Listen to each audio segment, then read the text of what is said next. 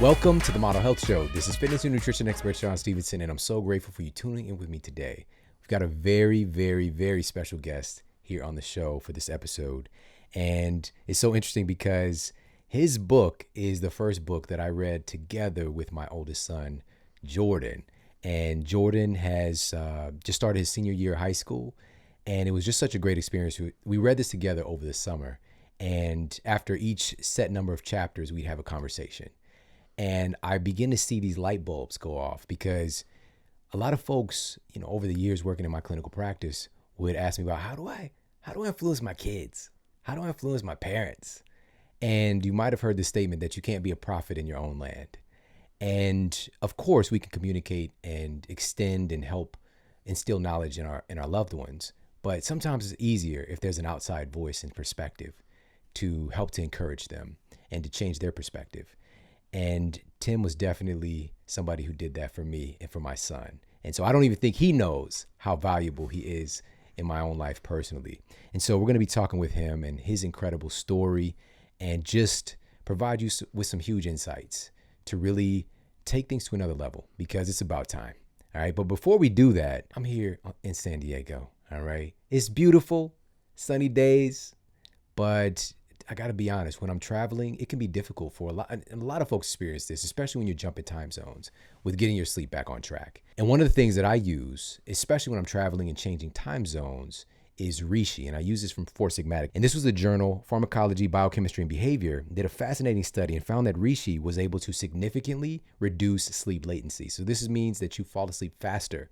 Also, it improved overall sleep time. Also, it was proven to improve overall sleep quality. So this means that they had more efficient sleep cycles. So this is high quality REM sleep and also non-REM anabolic sleep as well. All from this, and you don't have to get a prescription, all right? This has been used literally for thousands of years. And I get it from Four Sigmatic because it's dual extracted. And that means that they're doing a hot water extraction and an alcohol extraction so that you actually are getting the compounds you're hearing about in a study like this, all right? They're doing it the right way. Simple, easy to use little packets. I pour hot water in and I'm good to go. All right. I had some last night. This is a big part of my overall wellness strategy, but especially when I travel. So highly encourage you to check them out. foursigmatic.com/model. That's FOURSIGMATIC.com/model. And you get 15% off this and all of their other incredible elixirs, mushroom coffees, mushroom hot chocolates, if you want to have a little bit of fun. And I just think they're one of the favorite and best things ever on the planet. All right. So pop over there, check them out, foursigmatic.com/model for 15% off. Now let's get to the Apple Podcast review of the week. Another 5-star review titled Game Changer by ATX Loves You. Sean, I love your podcast so much. I found you through Elizabeth Benton's Primal Potential podcast when you were a guest. Everything you said resonated with me so much and was a great compliment to what I was learning from her. After I finished that episode, I immediately subscribed to your podcast. I start my morning with her and end my day with you. I especially enjoy all the guests that you bring on as well. All right. Thank you so much for leaving me that review over on Apple Podcasts. It means so very much to me. And listen, if you've yet to leave a review, please pop over and leave a review for the show. It means the world to me, truly. And on that note, let's get to our special guest and our topic of the day. Our guest today is a living legend. All right, we've got Tim Grover on the show, the author of this incredible book, Relentless, which again, I read this together with my son, and it really was a powerful experience for both of us. This guy has worked with, you name it, Kobe Bryant, Dwayne Wade, Michael Jordan, guys, Hall of Fame athletes, and also entrepreneurs, all right? People who are looking to take their game to another level in their businesses as well, and just life overall. He's an incredible figure. He's somebody who's accomplished a great deal, but we're getting today to see some of the behind the scenes and some of his story and how he got to where he is today. And so very, very excited and grateful to welcome to the Model Health Show, my man, Tim Grover. How you doing today, Tim? I'm well, Sean. Yourself? I'm doing great. Great. Pleasure. Thank you for having me. Oh, it's my pleasure. My pleasure. So I would love to start with your superhero origin story. All right. So I talked to you a little bit earlier about my friend Bedros Keuilian, and I thought about him several times reading your book. Bedros talks about this immigrant edge. This is what he kind of came to this country with, this he felt was an advantage in a sense. And your story is a little bit similar. So first of all, how did you get into this game in the first place? How did you get here and get to work? Well, I was always interested in fitness. The fitness is still my number one love. Mm-hmm. All right, it is. But there's so much more to fitness than just the physical part. When you're an athlete in high school, you're an athlete in college, it's all about the physical. They give you the physical training, they give you this, but no one really tells you what goes on up in here. Right. So I was blessed enough to play college basketball. I had an injury early in my career. And when I started school, it was just like everybody else. Going to college, what are you going to study? I have no idea. Right. You don't know what's going on. And kinesiology was being offered the first quarter. Yes, I said quarter. When I went to school, college, that's how long ago. It wasn't semesters, it was quarters.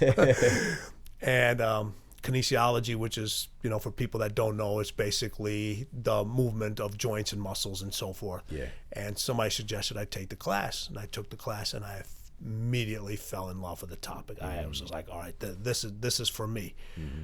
Then I've tried to explain to my parents what it was, and they really didn't know it. And you talk to other people, and they say, oh, you're going to be a gym teacher.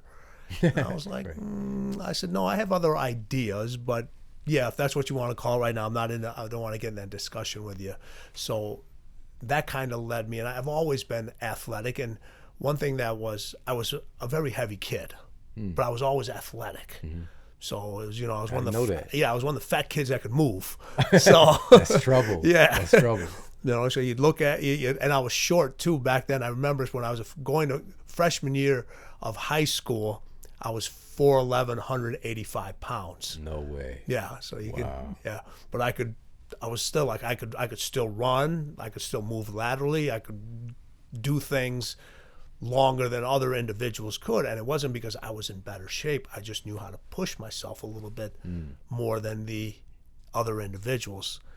And then I started to think about, it's not, if you don't have the physical gifts, how do some of these individuals, not only in business or in athletics, continue to achieve over everybody else? Yeah.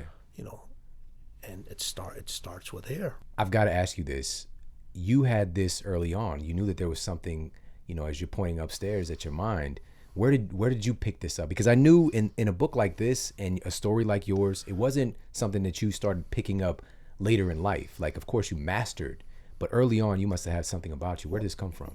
Actually, I'm the one person, people say, where do you find your energy? Where do you find your knowledge? Everything. I'm the person that can say, I actually got it from my parents.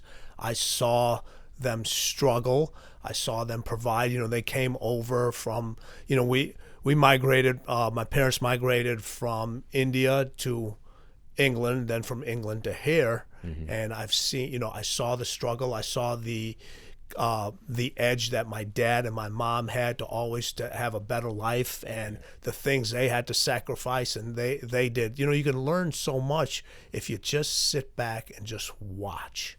Everybody's always wants to talk and have an answer or for something. If you just sit back and observe people and observe the world and observe individuals that are able to empower you without even saying a word, just through their actions, because everybody can talk a story. Everybody can tell you, I'm going to do this or I'm going to do that, and they tell you about the story about I was homeless and I was this, and and you can do it and all that. But when you actually see individuals from where they were, and it's out there all the time, just like you see a transformation in an individual from a physical standpoint, the mental aspect has to change first, and it's no difference in working out, or it's no difference in a person, who's an entrepreneur, who's a business individual.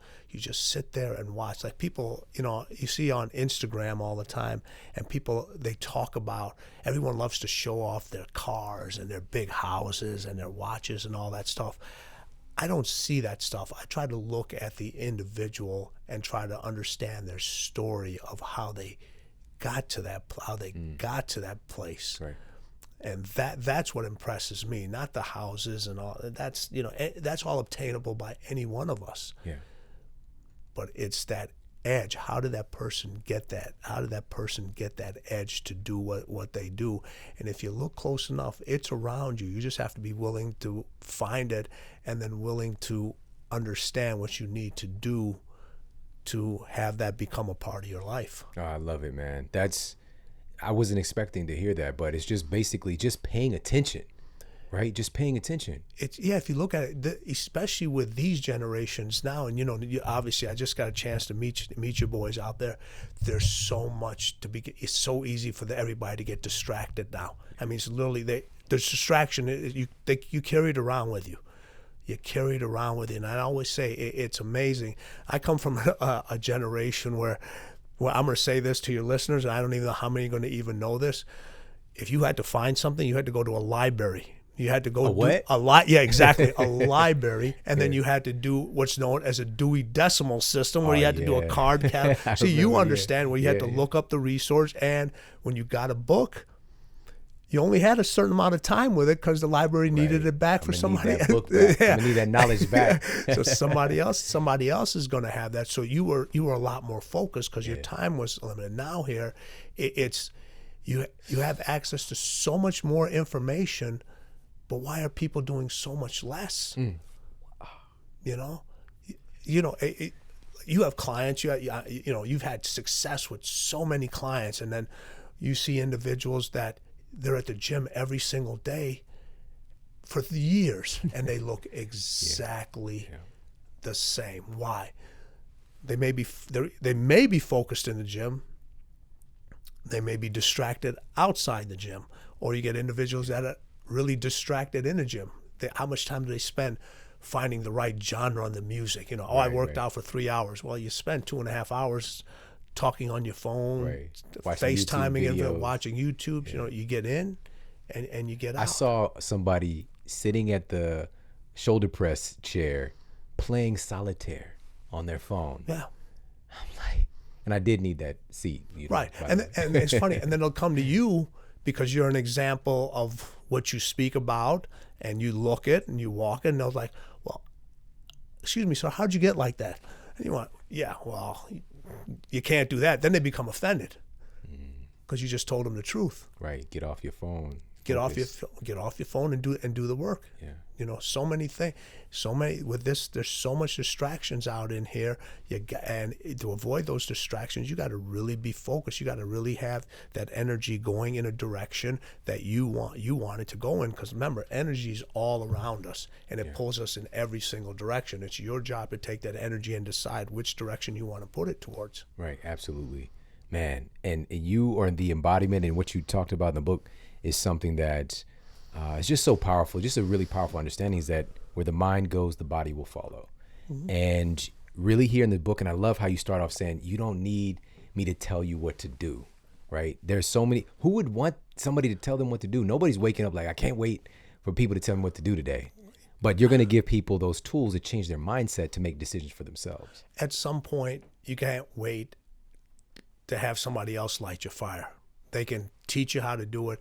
Then you gotta light your own fire. Okay, your whole life, if you think about it, everybody's always telling you what to do. If you think, when you were a kid, don't do this, sit down here, you can't do that, you can't do that. And then you get older, your mind and body gets trained that way to follow instructions, waiting for somebody to you need to follow this 10-step program.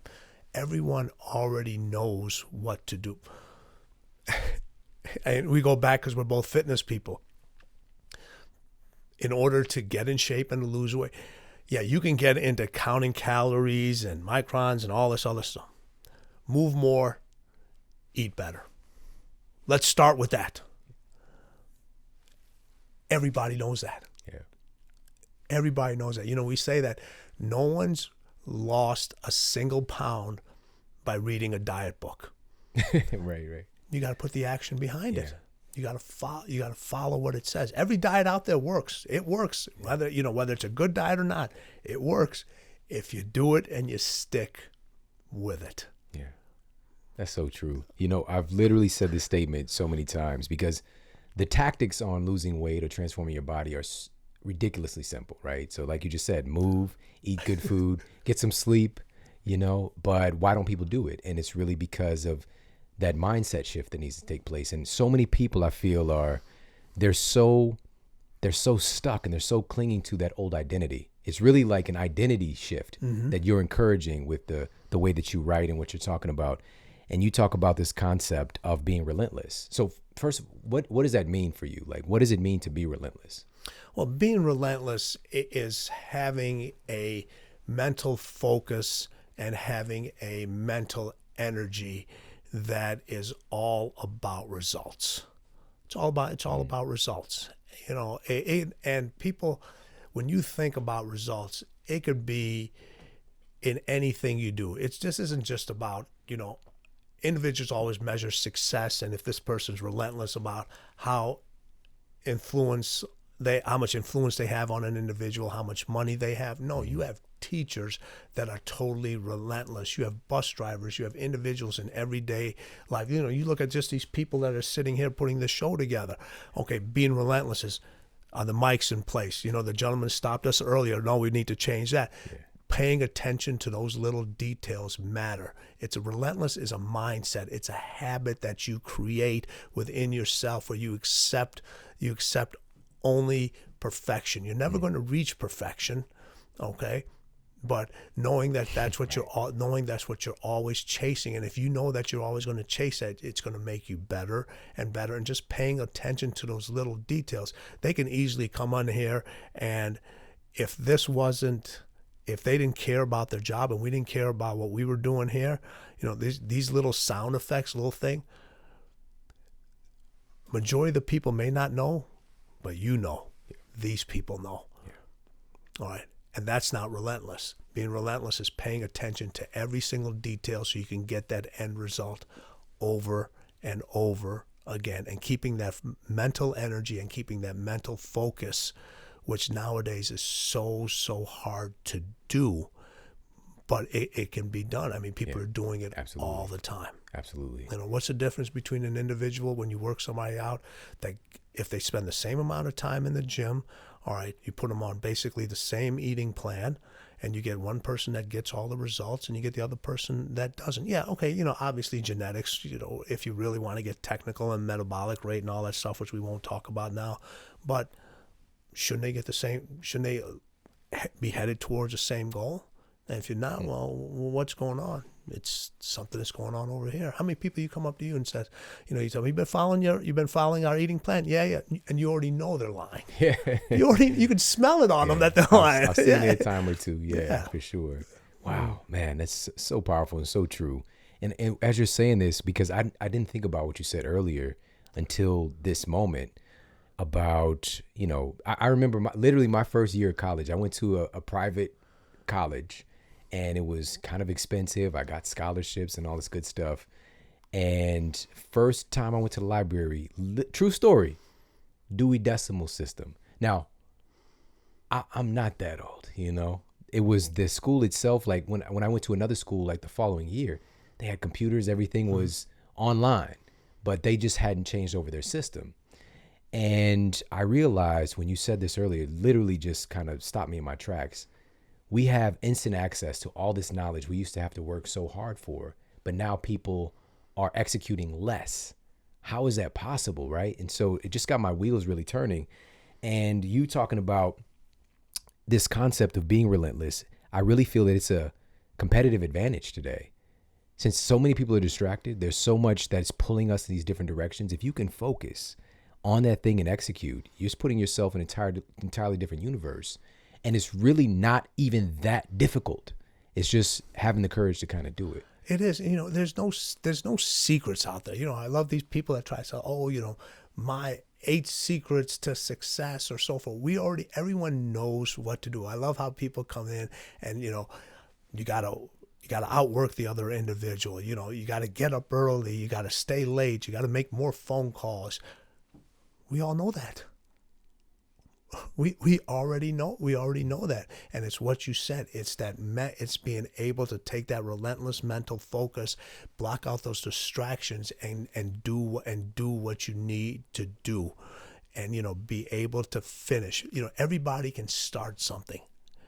How many people do you have, in the fitness industry or in entrepreneurship or whatever, everyone starts things, but how many people actually have the ability to finish something? Yeah.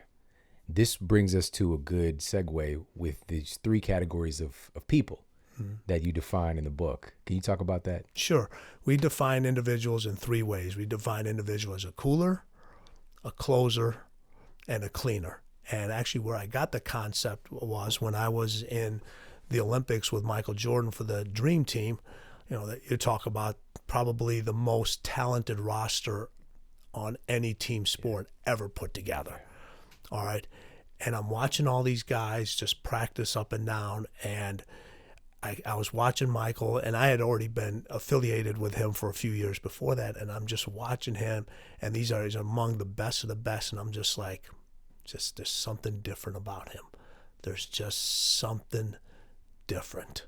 And I just said, so, and the big term in sports is that, that person's a closer. I was like, if you call him a closer, you're putting him in a pack that he doesn't belong. There's something in that individual. And then I came up with a term as a cleaner because no matter what you threw at him, all right, he got you that end result over and over again, and the job was done spotlessly. It was just like, it was just done. I said, so you can't put them in the same category. So, you take an individual, a cooler's an individual, they're average at what they do. Yeah. They're the people that come in, you tell them to make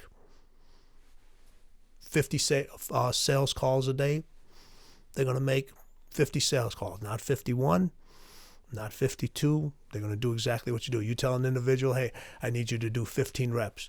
If they can do 20, they're going to stop at 15 because you told me to do 15. Okay, they're good at what they're good at what they do. All right.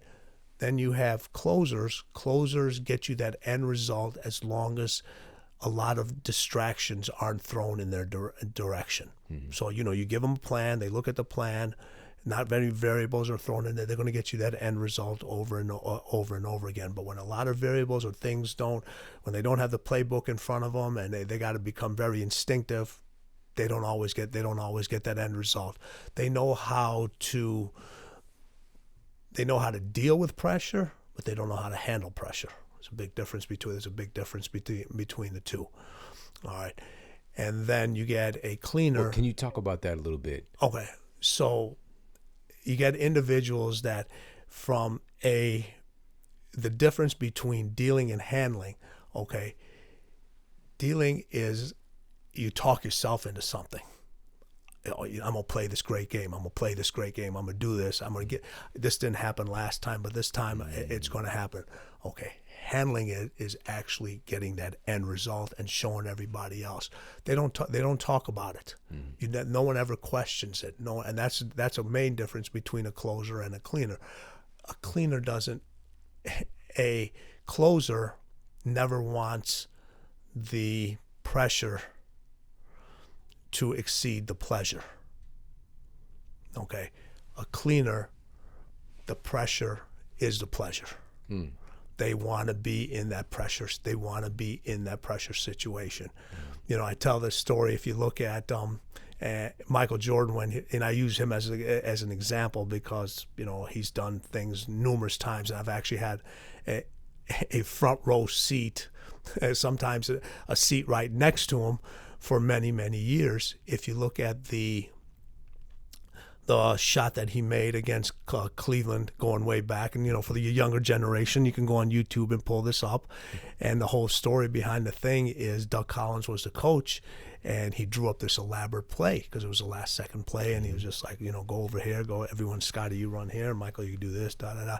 After they break out of the huddle, Michael pulls everybody in, and I know this is PG, so I'll keep it clean. He tells everybody, get the F out the way, give me the ball. Give me the ball. That's the difference between somebody who's going to handle the pressure. Just give me the ball. Yeah, man. I love it. So, in talking about somebody like Michael Jordan, for example, or Kobe, or the other folks that you've worked with, I know that a lot of people, one of the first things that would just kind of come up is, why would they need a coach, or why would they need somebody who's going to kind of help them to take their game to the next level? And that's something that I saw clearly in your book, is that these are the people who know that there's another level, and they're constantly looking for ways to improve. It's amazing. You have your smartest individuals, your most successful people in business, whatever it is, sports, philanthropy, whatever it is, all right? They're the ones that are always looking to go to another level. They're always looking to resources. They're always the ones looking to reach out to individuals, all right? They always want to get better, because if you take an individual, and again, let's go back to the fitness for a little bit. You have an individual that needs to lose 20 pounds. Once they get on the program, first 5 is pretty easy if they stay with the program. Next 5 is going to be a little bit more difficult. Next 3 is going to be a little bit more difficult. And then, as it gets on. So if you're at the elite of what you do, to show 1% gain,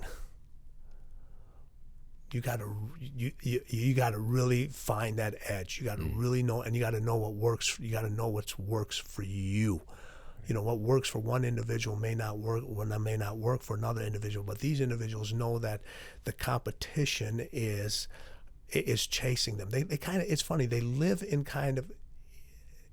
a world of fear of not being afraid, but fear of not being the best, that somebody is going to close that gap. Every year when they won championships, the first thing my clients would tell me, what's next? I got to get better.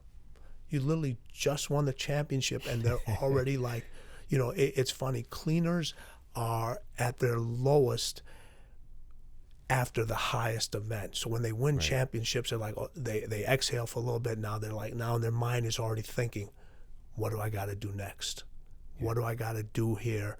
Because I've gotten a little older. All right, there's another year's passed by. So how do you keep that competitive edge as you get older? Because younger guys are coming. So what you got to do, you start to sharpen your mind a little bit more. And that's, as you get older, as your physical gifts go, your mental edge has to get better. That is really being relentless. And in your book with the same title, Relentless, you said this statement that in order to have what you really want, you must first be who you really are. What does that mean? Sean, how many people out there are living somebody else's life? A lot. All right. So at some point, I always say this, things happen, we all have struggles. You never know what the next individual is going through. Everybody in life is going through something that you know nothing about. You know nothing about. So usually when that happens is somebody else comes in and they snatch your identity. Either you gave it to that person or somebody took it. So now you start to live their life. They set up real estate in your head. They got you thinking the way you want, the way they want you thinking. You need to go back and take your identity back from that. You take that back from that individual, or the individual either took it or you gave it to. Once you realize who you really are, and that's the whole premise is about Relentless, and we talked about this. Relentless doesn't tell you what to do. It gives you permission to be who you really are. We're all born to be competitive. None of us are born here just to be average. All right. We all have the ability to do more. We have the ability to get to the level that we want. Physically, we all have limitations, but the mind it's limitless. The knowledge that you can obtain and that you have access to become that individual that you're meant to be on this. You're meant to be on this planet, but then you start living somebody else's. You start to live the way somebody else lives, because you learn. You figure out and you stop dealing with adversity, and you stop dealing with things that are going to come at you, because you're out there, you're always looking for happiness. How many people out there always look, if I lost 10 more pounds, I would be happier. If I was in a better relationship, I would be happier. If I had more money, I would be happier. Well, you know what? You can have all those things, but instead of having somebody else do that. You don't go out and find happiness. You create it. And how do you create it? You create it by becoming the person that you are meant to be. That's how you don't find happiness. You create happiness. And once you can create that happiness, then you start feeling better about yourself. The weight starts coming off. Your mind starts to become more clear. You're able to deal with more adversity. You have individuals all the time that come up to you when something doesn't go right. What do? They put their arm around you and say, "It's going to be okay." That's all you got? Okay. It's not going to be okay unless you make it okay. Yeah. All right. And if somebody just says, "Okay," we're not put on this earth for things just to be okay. There's too many people out there that are already settling for okay and average. That's not what we're put on this planet for. Everybody on this planet has the ability to do something special. And it's special to you. You have individuals here that are really into, different kind of charitable events. You have people that run unbelievable, pet rescues or whatever it is, whatever's unique to you. All right, those aren't financially super rewarding, but that's the identity of the person. Right. That's what's unique to those. They are living their life of how they want to live, what somebody else wants them to be. Right. Man, I thought that was so powerful because, especially during this time when we can get so many, my mother-in-law calls them borrowed desires, right? Especially with social media today. Like if I had that thing when it wasn't even on your radar before, and you stop listening to that inner guidance system about who you really are and what really makes you happy and brings you fulfillment. It might not be making 6 or 7 or 8 figures. It might be, like you just mentioned, running a nonprofit or doing something and getting that fulfillment from something else. But we have this really misconstrued idea that if I get that thing that everybody else has, then I'll be happy. And like you said, that's like folks taking up real estate in our own minds. So it's nuts. Yeah, and it's just from what you just said, we all have instincts. And if you just listen to your instincts, most of the time they're going to point you in the right direction. If you just think about how simple is it when you're driving, and you'd be like, this location's on the right, but no, I'm going to turn left. And you go, I should have listened to my instinct. You should have listened. You listen to your gut. And when we talk about closers and cleaners, all right, a closer, trusts his instincts. Okay, a cleaner's instincts trust them. No, and there's these little levels of what these 1% can do, but we all have the ability. We all have instincts. You already know things.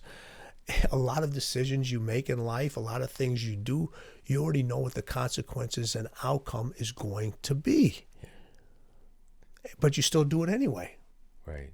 Okay. You still do it anyway. Man, this is so powerful because I'm a very analytical person, and I'm a scientist, so I'm always looking for the data, the proof. How can we replicate something? Right. And some things, and this is also what I really wanted to meld into my show, and why I do what I do is there's some things that we can't explain, and it's beautiful. It is. Part of that is our instincts. Like we don't have tangible proof of that knowing, but we all experience it. And so when you wrote in the book about trusting animal instincts, I'm like, but what do you say when people say, well, we're not animals? Like, because a bird, just within a matter of a certain amount of time, is going to be able to fly. That baby deer, when it comes out, it better get up and walk. Yes. Or that's, the instincts are there. We're a part of that kingdom. Yes, we are. We have some phenomenal instincts. Mm-hmm. But we allow, again, folks taking up real estate in our minds, also faulty beliefs about reality taking up real estate, and we stop listening to our instincts. Yeah. I get on myself about it now because every time I listen, without fail, something good happens. It might be let me not say every time, it might be those little random whatever, but if I look sometimes, it might be something that I do in business, or it might be something in working with somebody. When I listen to my instincts, it might not seem like it turned out the way that I expected, but there's always a gift in it. Yes. And I've written programs. I've sat just like you, I've sat down for weeks or months putting this elaborate training program for an individual, analyzing all the movement patterns, seeing what's going on, got all the health reports, and I get 5 minutes into a training program and I just like, this ain't gonna work. Yeah. Just like, it ain't gonna work. It looks great on paper. Everything, like, I got it down. And the minute the athlete does one move, I say, throw it out. Yeah. Start all over. That takes courage to do that. It does. It does. And listen, we already know. Instead of like trying to force something in there and just I'm gonna make this work. I'm gonna make this work. I'm gonna make, because I know the numbers are this way.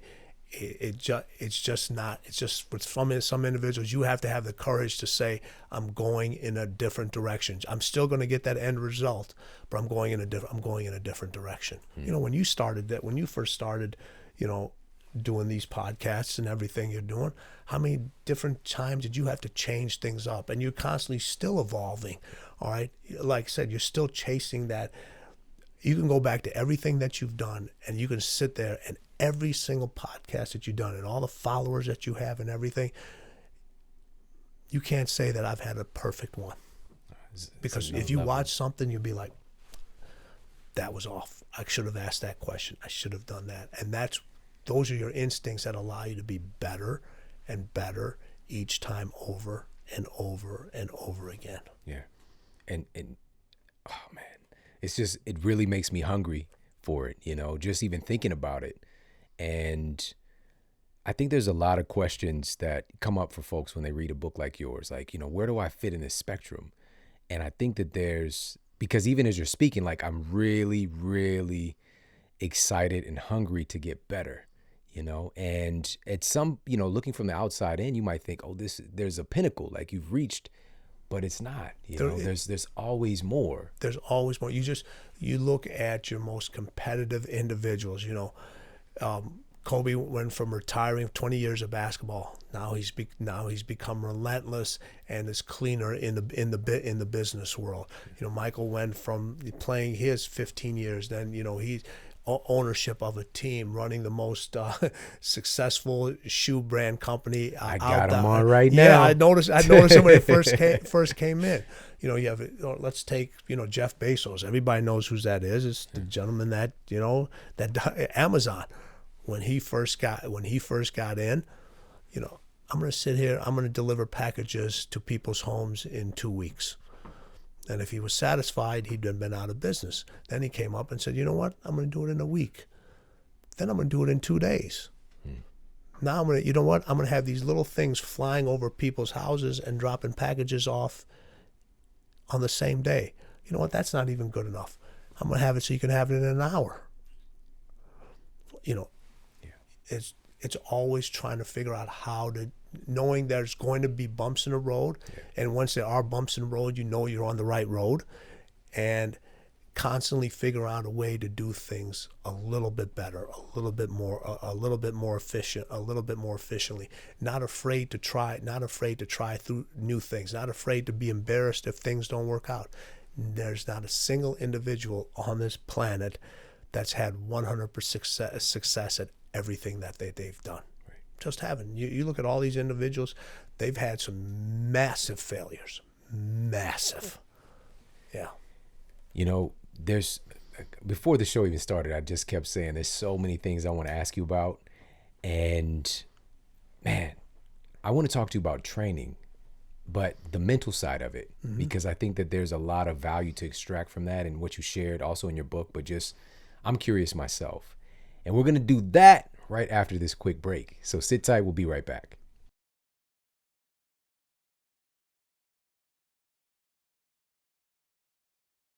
Welcome back. And we're talking with the one and only Tim Grover about his incredible book, Relentless.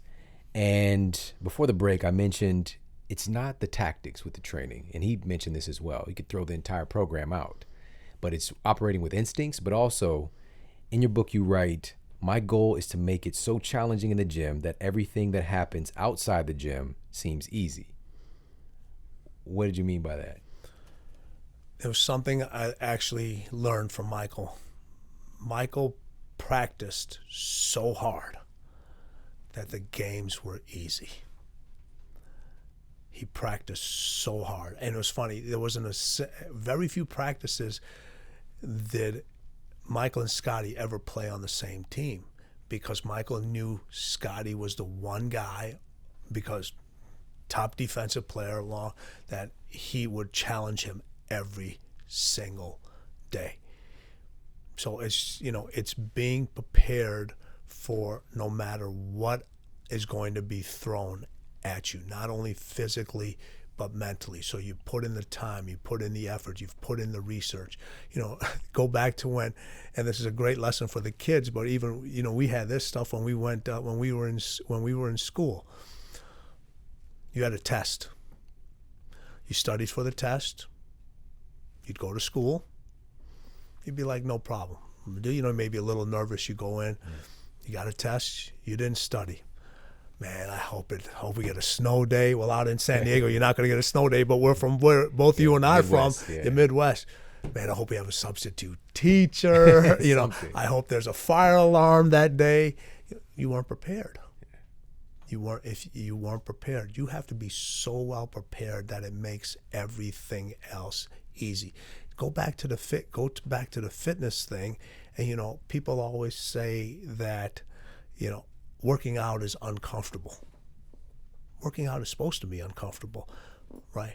But how uncomfortable is it with type 2 diabetes? How uncomfortable is it carrying an extra 50 pounds, not on your heart and on your joint? How uncomfortable is it with high cholesterol?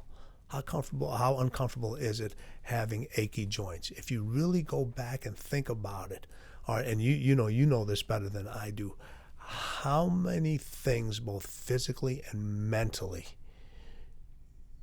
could you just alleviate by exercising, by eating better, and getting the proper amount of sleep? All right. So when it's the root of almost everything. Right. So but that's what I'm talking about, being so well prepared. Those individuals that are so well prepared, you don't think so? They take their workouts seriously. Your most successful entrepreneurs in business, majority of them have a very strict regimen of exercising. It's part of their protocol. Yeah. You can look it up. All right. They eat well. All right. And they get the proper amount. They get the proper amount of rest. Everyone talks. Yeah, they always say, "Oh man, I work 18 hours a day." Yeah, just because you put in long hours and hard work, that doesn't guarantee success. It's what are you putting the long hours in, and knowing when to say, "Hey, listen, you have an individual. You can be effective for a certain amount of time. Yeah, you might be able to do 2 days in a row where you've done 18 hours, but then after that, is your mind really functioning? Is your body really functioning at an optimal level? You have to recover. Kobe used to, everybody thinks Kobe Bryant, you used to take 1,000 shots I took 1,000 shots. He didn't take 1,000 shots every day. Well, he understood that some days, this is what I'm going to do. The next days, I'm here. These are the individuals, but they always listen. You get the one thing, and we talked about this earlier. How do things become easier? How do things become easier is when you start to listen to individuals that have expertise in other fields, and you put that in action. My first professional client was Michael Jordan. All right. He knew I was never going to play. I've never scored a single point in an NBA game. Now, I've scored a basket in every NBA arena when it's empty. I've taken the shots up. But he knew this individual has an expertise in something that can benefit him. Yeah. And he was willing to listen. And when you're willing to listen, you're willing to adapt, you're willing to overcome, things become easier. They become easier when you stop expecting them to become easier. Awesome. I'm starting to really hear that listening is a superpower and paying attention is a superpower. These were the things that you were doing early on. And now to hear this from, again, people that we see as literally legends, the greatest to ever do it, they listened, having audacity when you're as great as you are to actually listen. And I think it's just this kind of internal fire again to just want to get better and to do whatever it takes to get better. But asking this question, I'm going to stop you right there. Yeah. Here's an easy thing. All right. If you believe in a higher power or an individual, however we were created, all right. How many ears do you have? We got 2. How many mouths do you have? 1. Listen twice as much as you talk. Simple enough. Simple as enough. I've found recently, and I've been just paying attention. You know what's so funny? I don't know if I've ever shared this on the show before, but I grew up. I was in different environments, and I tended to not fit in, because of my, my background and being biracial in one community. I was in the minority, and then I go to the complete opposite. And so when people, again, are asking like, well, how did you get to this place? What was your path to success? I just sat back and listened. I was very quiet, but that doesn't mean that I wasn't engaged. I was paying attention to what was going on around me. And I love this quote that God doesn't call the qualified, God qualifies the called. And so I kind of feel like my life was qualifying me for what I am doing today. And it was those moments where I might think that there was a disadvantage to not fit in, but I was just sitting back and I was listening and I was paying attention. I was paying attention to people's mannerisms. I was paying attention to how people are moving and talking and relating to each other and just taking mental notes. And it wasn't like super conscious, but it's just because I was listening. And it might have even been a result of fear. And this is something else you talk about. We're going to have fears. They're going to be there. You're going to feel nervous. But I think you mentioned to Michael one time, because he talks about even him being nervous before big games, and you mentioned something about getting the butterflies moving in one direction. Yeah, it's funny. everyone says, man, being nervous is a part of life. All right, it happens. It's something that it's an instinctive thing. So a lot of people can't control it. They say, man, I always have this thing. Man, I got butterflies in my stomach. I said, that's great. You got butterflies. So make sure they're all going in the same direction. That's right. You control which way you want the butterflies to go. It's just like your thought process. If you got thoughts in here and you got them bouncing around all over the place, you don't have clarity up here. You don't have clarity. All right. You have to get whatever direction you choose to go in. All right. You have to have clarity about that. You have to have clarity about that direction. And once you have clarity about that direction, and from a physical standpoint and from a mental standpoint, people always say, I want to move forward. Yeah, okay, if you're moving, great, you want to move forward, but you want to move forward and upward. You just don't want to move forward.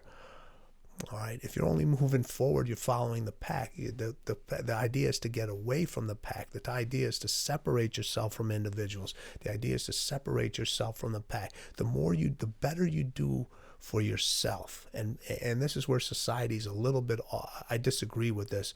Everyone always says you need to help other individuals. You need to be available for this.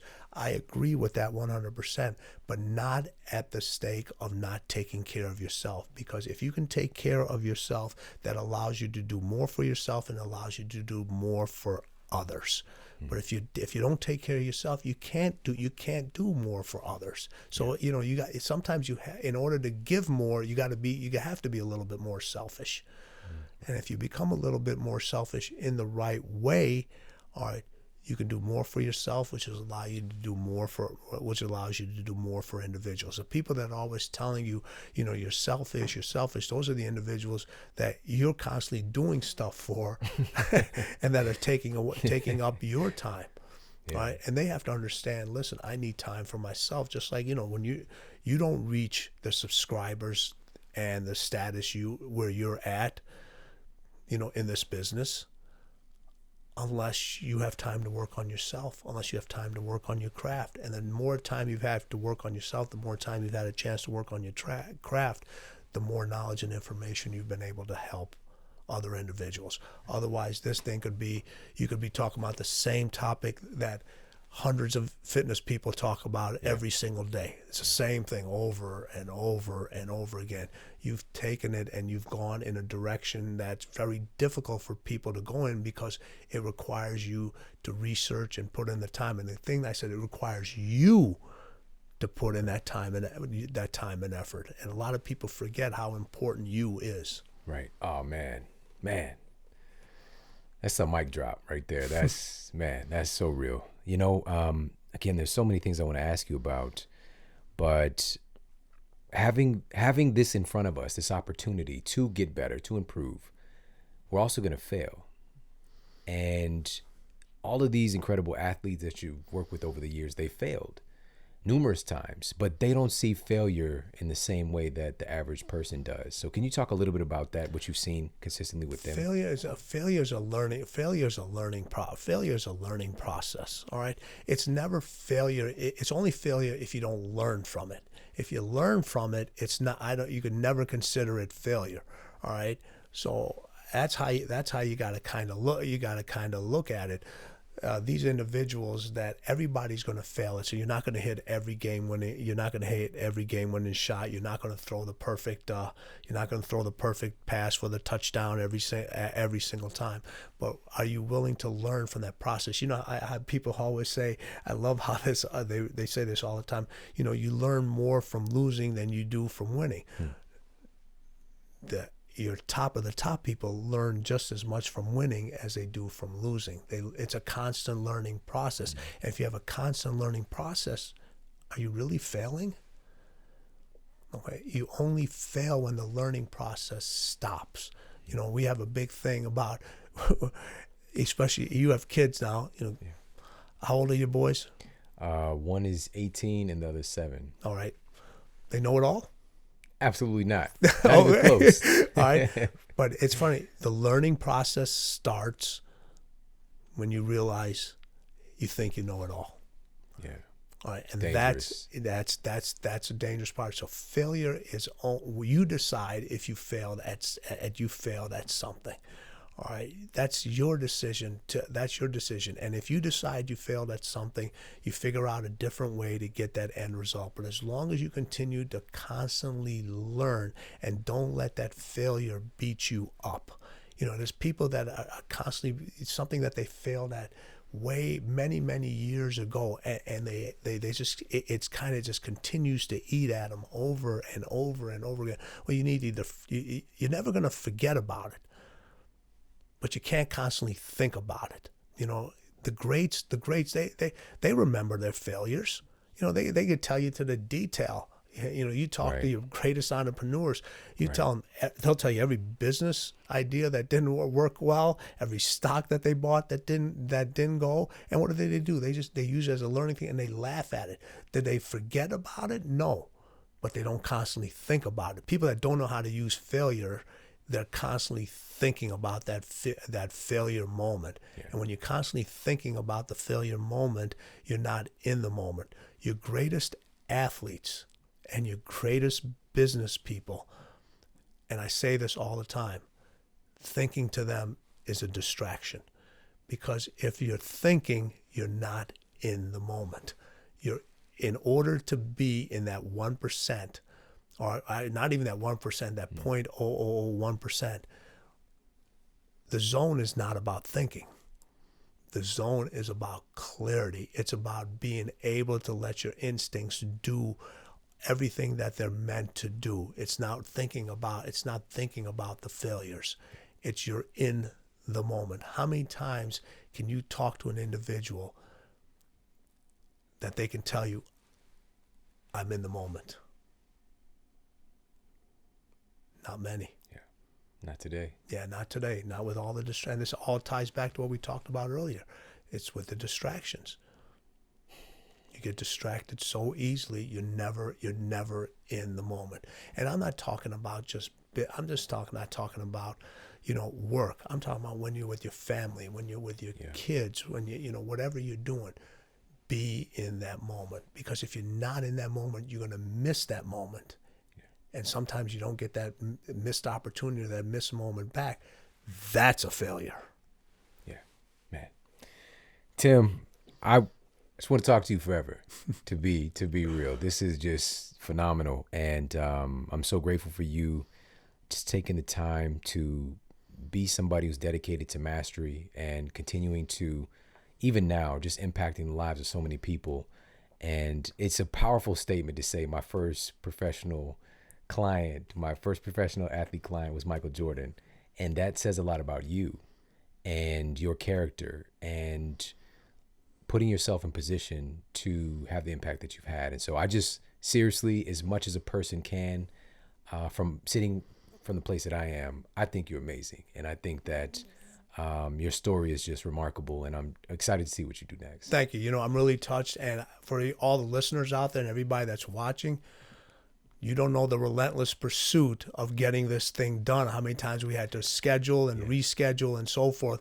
But when you give an individual your word saying, hey, we're going to make this happen, you make it happen. Thank Absolutely. you very much. Thank you so Appreciate much, it. Tim. Can you let everybody know where they can find your book and where they can connect with you online? Sure. The website is timgrover.com. Our Instagram and Twitter is @AttackAthletics. The book is available on the website. It's available on Amazon, Audible, paperback, hardcover, whatever you want. And then we also have a training platform that we've put together called the Relentless system, which is a virtual training program. You can literally have me with you 24/7. I don't know if that excites you or pisses you off, but hey, we all need coaching. Yeah, that's the absolutely. one thing about it. If the greatest individuals, everyone needs a coach to get better. Everyone needs a coach to hold you accountable. Those are the two things. If you can get yourself better and you hold yourself accountable, at some point you're going to get to the level that you are meant to be. Absolutely. Thank you, Tim. Everybody, Tim Grover. Listen, why not learn from the best? Why not learn from the best coach? And I've got so many nuggets of wisdom from this episode myself, and it's just a reiteration of a couple of things as well, to really strive to be a lifetime student. When you think that you know everything, that's when you get particularly dangerous, not in the good way either. We're talking about a danger to yourself and your success and your potential and your happiness, and also a danger to people around you. Nobody wants to be around somebody who knows it all, first of all.